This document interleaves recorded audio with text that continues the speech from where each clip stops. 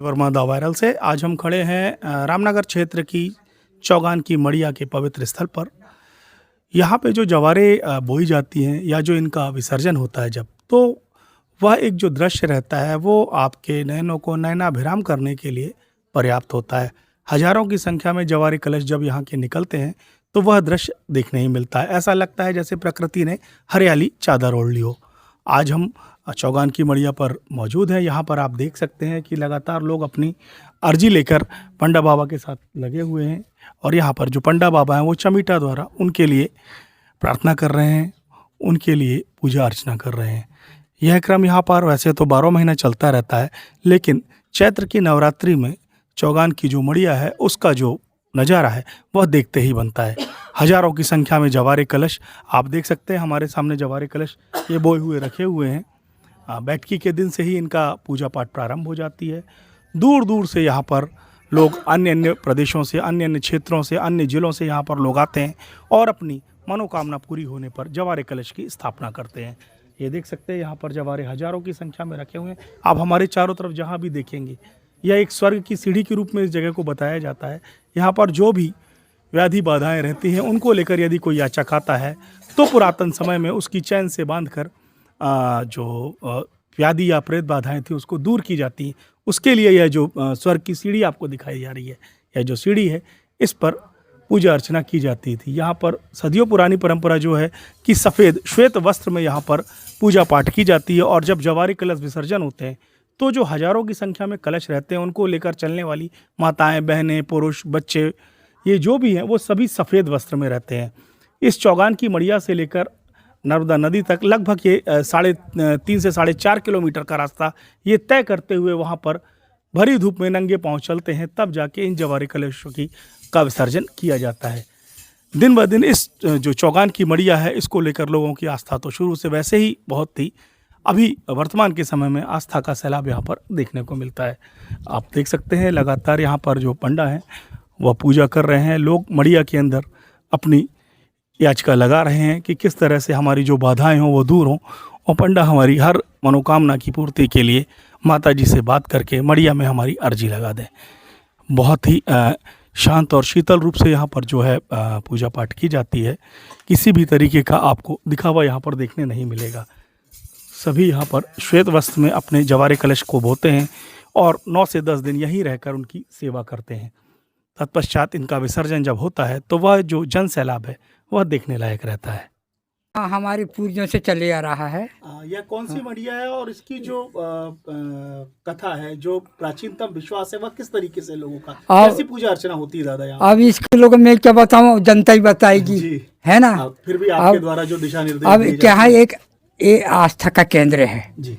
आस्था लेके आते हैं बहुत बहुत दूर से, हैं कि हे माँ हमारी मनोकामना पूरी करो, जो भी दुख दलीदर है हमारी दूर करो माँ, हमारे परिवार सहित हम अच्छी रहे, खेती बाड़ी हमारे और आगे बढ़े, हम कलश बोएंगे माँ। कोई बदना करते हैं, कोई तेल चढ़ाते हैं, कोई नारियल चढ़ाते हैं। ये है यहाँ जवारे को लेकर क्या रहता है दादा? कब यहाँ स्थापना होती है जवारे को, विसर्जन कब होता है? देखो सरकारी बैठकी से एक दिन पीछे हो रहते हैं, दूध को बवाते हैं यहाँ जी, ठीक है। शुक्रवार को यहाँ बवाए हैं 20 तारीख को, आने वाले शुक्रवार को आठे पड़ जाएंगे, शनिवार को विसर्जन हो जाएगी यहाँ। कितने जवारे होंगे दादा अभी टोटल? एक अंदाजा दादा, 5,000, 7,000, 8,000? नहीं उतने तो नहीं है, आखिर 3600 3500 ऐसा, 36 37 38 तक 4,000 मान के चल। दादा इस मड़िया में कहाँ कहाँ के लोग आते हैं, किन? अब इसके क्या बताऊँ, 3-4 राज्यों से भी आते हैं, हैं छत्तीसगढ़ है, महाराष्ट्र है और तुम्हारे बाहर के भी आते हैं, तेलंगाना के भी आते हैं 28 जिलों से आते हैं यहाँ। यानी कहने क्या पूरा MP भर का यहाँ। भक्तों से आपका क्या कहना है दादा, किस तरीके से यहाँ पर साफ सफाई रखी? भक्तों से यही कहना है मेरा, अच्छी रहो, अच्छी पूजा करो, अच्छी रास्ते से चलो, अच्छी रास्ते से चलोगे तो तुम्हारे पैर में कांटा कभी नहीं गड़ेगी। ये मेरी सलाह देता हूँ भक्त लोगों को। निशा पानी से दूर रहो। पूरा नाम क्या है दादा आपका? रमेश परते। मड़िया का पूरा परिचय दादा? मरिचय का क्या, हमारी पूर्वज का भी कि आदि शक्ति माँ करके पूजा करते हैं, उसी को लेके हम भी चल रहे हैं। बहुत बहुत कब से यहाँ पर सेवादार हैं दादा? ये 20 वर्ष हो गए।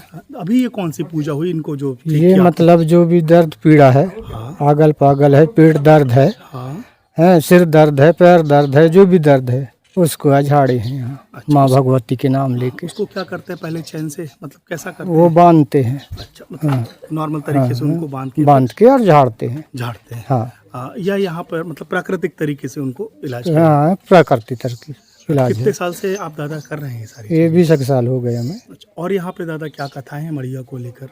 यहाँ कोई कथा अपने नहीं है, बुजुर्ग वही लोग- आस्था अपने ही लेके आस्था ही लेके आए हैं।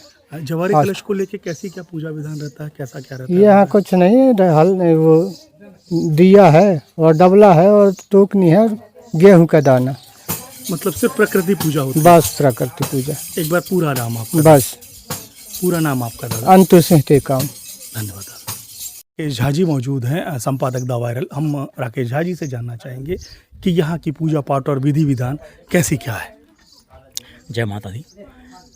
ये बहुत पुरानी मड़िया है और किंवदंतियों के अनुसार यहाँ पर जो भूत प्रेत बाधा से लोग ग्रसित होते थे उनके लिए ये स्थान बनाया गया था। और किसी भी तरह की शारीरिक जो प्रॉब्लम होती है, जो दर्द होता है, उसके लिए भी है। किसी भी तरह की समस्या के लिए चौगान का यहाँ स्थापित हुआ था मड़िया। और जैसा कि हम लोग देख रहे हैं यहाँ पे सीढ़ी बनी हुई है, ऐसे ही मान्यता है कि ये पुराने समय में स्वर्ग जाने का रास्ता था। और यहाँ पे लोग आते हैं, यहाँ पे साथ में आपके बना हुआ है खंबा एक, जहाँ पे जो पीड़ित लोग आते हैं उनकी बाधाएं दूर करने के लिए कुछ उनकी परंपराएं हैं जिसको किया जाता है। जैसा कि पीड़ित पक्ष जो आता है उसको यहाँ पर चेन से हल्का सा बांध के फिर उनकी जो रीति रिवाज है उसके अनुसार क्रिया की जाती है, झाड़ फूँक की जाती है। और ऐसा माना जाता है कि इससे लोगों को बहुत फ़ायदा पहुँचा हुआ है। ये हमारा आदिवासी अंचल है और आदिवासियों में प्राय ये होता है कि कुछ ऐसी मान्यताएं होती हैं जिसका तोड़ विज्ञान के पास भी नहीं है। अब यदि हम कहें कि सिर्फ आदिवासी आते हैं, ऐसा नहीं है। यहाँ पे सामान्य वर्ग के लोग भी आते हैं और बहुत दूर दूर के राज्यों से भी आते हैं। छत्तीसगढ़, महाराष्ट्र, उड़ीसा के कुछ प्रांत एरिया हैं, वहाँ से भी लोग आते हैं यहाँ पे। और सबकी ये मान्यता है कि यहाँ पे आने के बाद में उनको शांति और उनकी जो समस्या होती है वो दूर होती है। यहाँ पर एक जो हमने देखा कि एक रिवाज, मतलब सफ़ेद जितने भी लोग आते हैं सफ़ेद वस्त्रों में आते हैं। और यहाँ पे नवरात्रि, जो चैत्र नवरात्रि आती है उसमें दूज के दिन यहाँ पे ज्वारे बोए जाते हैं और नवरात्रि के अगले दिन फिर उसका विसर्जन होता है।